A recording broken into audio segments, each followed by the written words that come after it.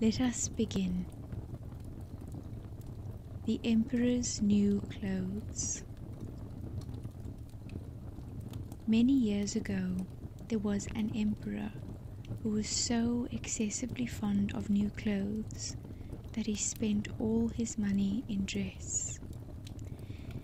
He did not trouble himself in the least about his soldiers, nor did he care to go either to the theatre or the chase, except for the opportunities then afforded him for displaying his new clothes. He had a different suit for each hour of the day, and as of any other king or emperor, one is accustomed to say, "He is sitting in council." It was always said of him, "The emperor is sitting in his wardrobe." Time passed merrily in the large town which was his capital. Strangers arrived every day at the court. One day, 2 rogues, calling themselves weavers, made their appearance. They gave out that they knew how to weave stuffs of the most beautiful colors and elaborate patterns, the clothes manufactured from which should have the wonderful property of remaining invisible to everyone who was unfit for the office he held, or who was extraordinarily simple in character. These must indeed be splendid clothes, thought the emperor. Had I such a suit, I might at once find out what men in my realms are unfit for their office, and also be able to distinguish the wise from the foolish. This stuff must be woven for me immediately. And he caused large sums of money to be given to both the weavers in order that they might begin their work directly. So the 2 pretended weavers set up 2 looms and affected to work very busily, though in reality they did nothing at all. They asked for the most delicate silk and the purest gold thread, put both into their own knapsacks, and then continued their pretended work at the empty looms until late at night. "I should like to know how the weavers are getting on with my cloth," said the emperor to himself after some little time had elapsed. He was, however, rather embarrassed when he remembered that a simpleton, or one unfit for his office, would be unable to see the manufacture. To be sure, he thought he had nothing to risk in his own person, but yet he would prefer sending somebody else to bring him intelligence about the weavers and their work before he troubled himself in the affair.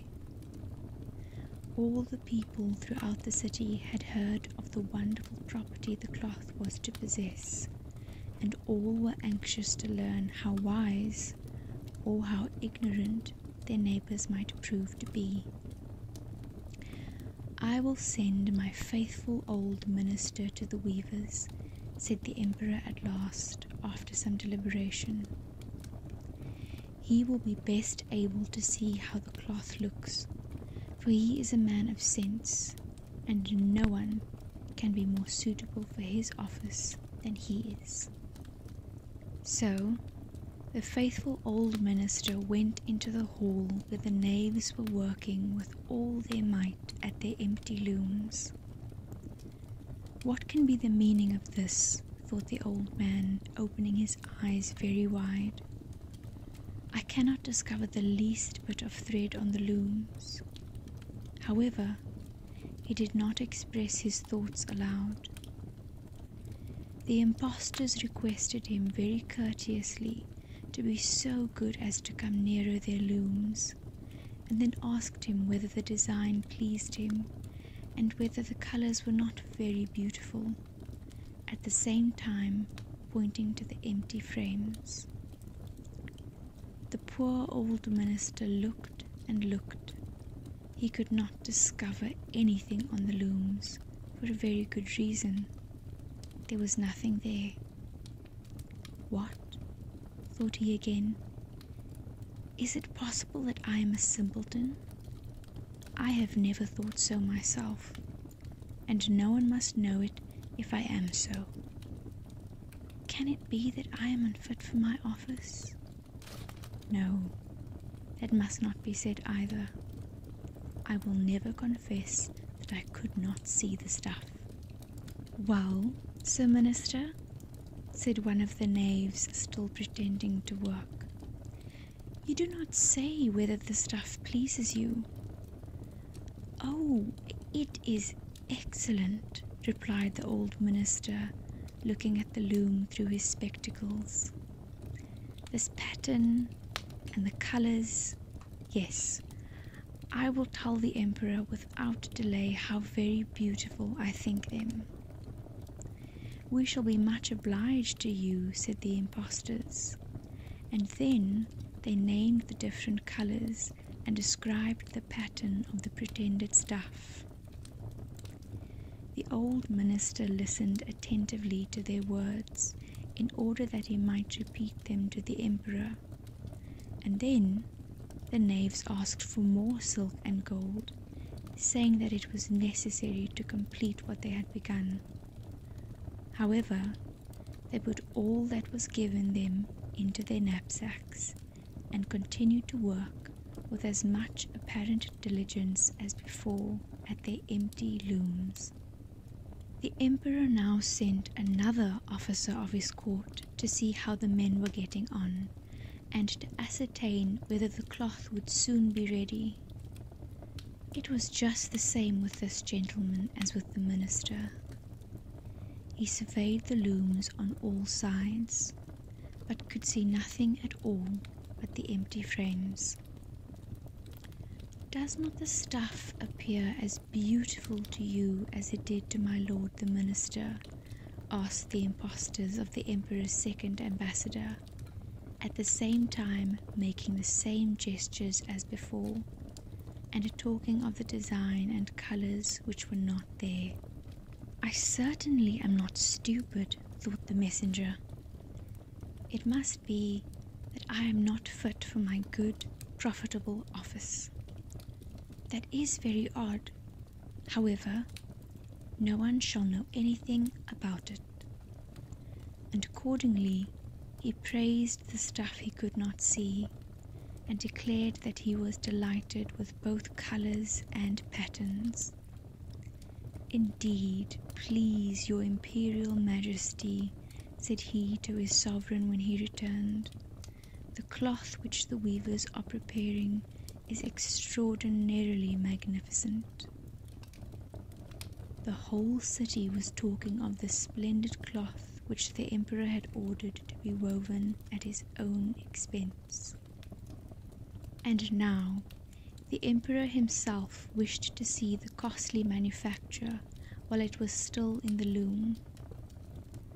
Accompanied by a select number of officers of the court, among whom were the two honest men who had already admired the cloth, he went to the crafty impostors, who, as soon as they were aware of the emperor's approach, went on working more diligently than ever, although they still did not pass a single thread through the looms. Is not the work absolutely magnificent? Said the two officers of the crown already mentioned. If your majesty will only be pleased to look at it, what a splendid design, what glorious colours! And at the same time they pointed to the empty frames, for they imagined that everyone else could see this exquisite piece of workmanship. How is this? Said the emperor to himself. I can see nothing. This is indeed a terrible affair. Am I a simpleton, or am I unfit to be an emperor? That would be the worst thing that could happen. Oh, the cloth is charming, said he aloud. It has my complete approbation, and he smiled most graciously and looked closely at the empty looms, for on no account would he say that he could not see what two of the officers of his court had praised so much. All his retinue now strained their eyes, hoping to discover something on the looms, but they could see no more than the others. Nevertheless, they all exclaimed, "Oh, how beautiful!" and advised His Majesty to have some new clothes made from this splendid material for the approaching procession. Magnificent, charming, excellent, resounded on all sides, and everyone was uncommonly happy. The Emperor shared in the general satisfaction, and presented the impostors with an order of knighthood and the title of gentlemen weavers. The rogues sat up the whole of the night before the day on which the procession was to take place, and had 16 lights burning, so that everyone might see how anxious they were to finish the Emperor's new suit. They pretended to roll the cloth off the looms, cut the air with their scissors, and sewed with needles without any thread in them. "See," cried they at last, "the Emperor's new clothes are ready." And now the Emperor, with all the grandees of his court, came to the weavers, and the rogues raised their arms as if in the act of holding something up, saying, "Here are your Majesty's trousers, here is the scarf, here is the mantle. The whole suit is as light as a cobweb. One might fancy one has nothing at all on when dressed in it. That, however, is the great virtue of this delicate cloth." "Yes, indeed," said all the courtiers, although not one of them could see anything of this exquisite manufacture. "If your Imperial Majesty will be graciously pleased to take off your clothes, we will fit on the new suit in front of the looking-glass." The Emperor was accordingly undressed, and the rogues pretended to array him in his new suit, the Emperor turning round from side to side before the looking-glass. "How splendid His Majesty looks in his new clothes, and how well they fit!" everyone cried out. "What a design! What colours! These are indeed royal robes." "The canopy which is to be borne over your Majesty in the procession is waiting," announced the chief master of the ceremonies. "I am quite ready," answered the Emperor. "Do my new clothes fit well?" asked he, turning himself round again before the looking-glass in order that he might appear to be examining his handsome suit. The lords of the bedchamber, who were to carry His Majesty's train, felt about on the ground as if they were lifting up the ends of the mantle, and pretended to be carrying something, for they would by no means betray anything like simplicity or unfitness for their office.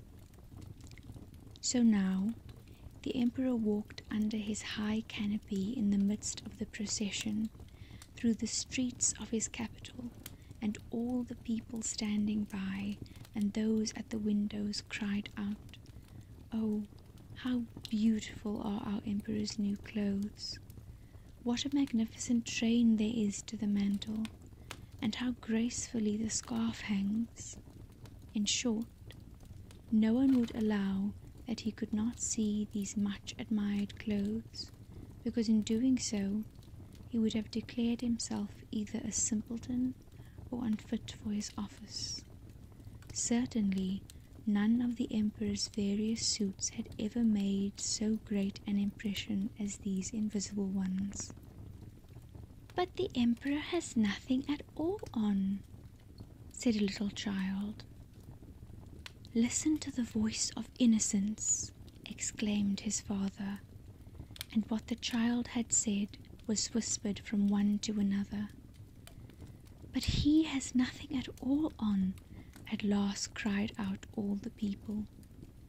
The emperor was vexed, for he knew that the people were right, but he thought the procession must go on now, and the lords of the bedchamber took greater pains than ever to appear holding up a train, although in reality there was no train to hold. And that is that.